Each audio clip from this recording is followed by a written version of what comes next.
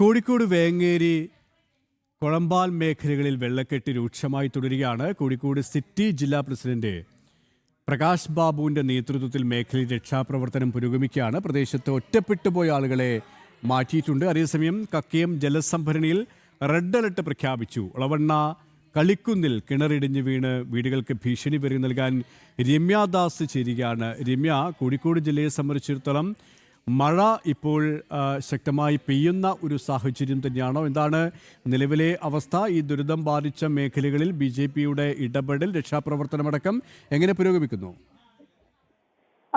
KP, ഇന്ന് രാവിലെ മുതൽ മഴ ഏകദേശം ഒന്ന് ഒഴിഞ്ഞു മാറി നിൽക്കുന്ന സാഹചര്യമാണുള്ളത്. നിലവിൽ ഇപ്പോൾ ചെറിയ തോതിൽ ചാറ്റൽ മഴയാണ് പെയ്യുന്നത്. ശക്തിയേറിയ മഴയില്ല എന്ന് തന്നെ നമുക്ക് പറയാം.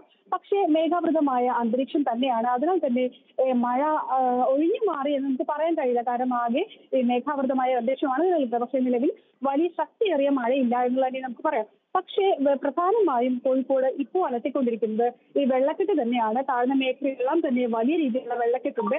ജനങ്ങളെ മറ്റിടങ്ങളിലേക്ക് മാറ്റിപ്പാർപ്പിക്കുന്ന സ്ഥിതിവിശേഷമുണ്ട്.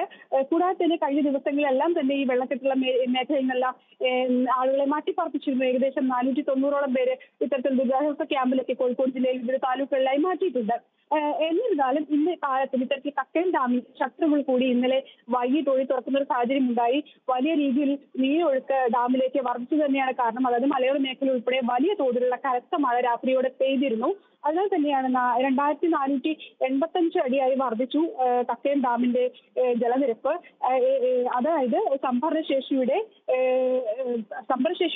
അതിന്റെ മുഴുവൻ ആയും ഇത്തരത്തിൽ നീരൊഴുക്ക് വർദ്ധിക്കുകയും ഡാമിലേക്ക് വെള്ളം ഒഴുകിയെത്തുകയും ചെയ്തതോടെയാണ് ഇന്നലെ ഡാമിന്റെ ഷട്ടറുകൾ 0.25 അടിയായി ഉയർത്തിയത്.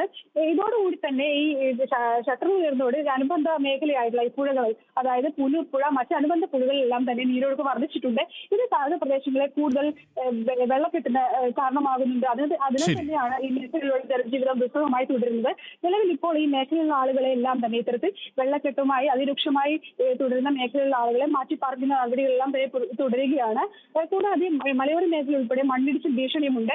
പല സ്ഥലങ്ങളിൽ ഇത്തരത്തിൽ കിണറുകൾ ഇടിഞ്ഞു താഴ്ന്ന അവസ്ഥയുണ്ട്. കൂടാതെ തന്നെ വീടുകളുടെ മുകളിലേക്ക് മണ്ണിടിഞ്ഞു വീഴുന്ന അവസ്ഥയുണ്ട്. അപ്പോൾ ഇത്തരത്തിൽ അപകട ഭീഷണിയുള്ള ആളുകളെയും മാറ്റിപ്പാർപ്പിക്കുന്നുണ്ട്. കൂടാതെ താമരശ്ശേരി ചുരത്തിലാണ് ഇത്തരത്തിൽ മണ്ണിടിച്ചിൽ മറ്റൊരു ഭീഷണിയുള്ളത്.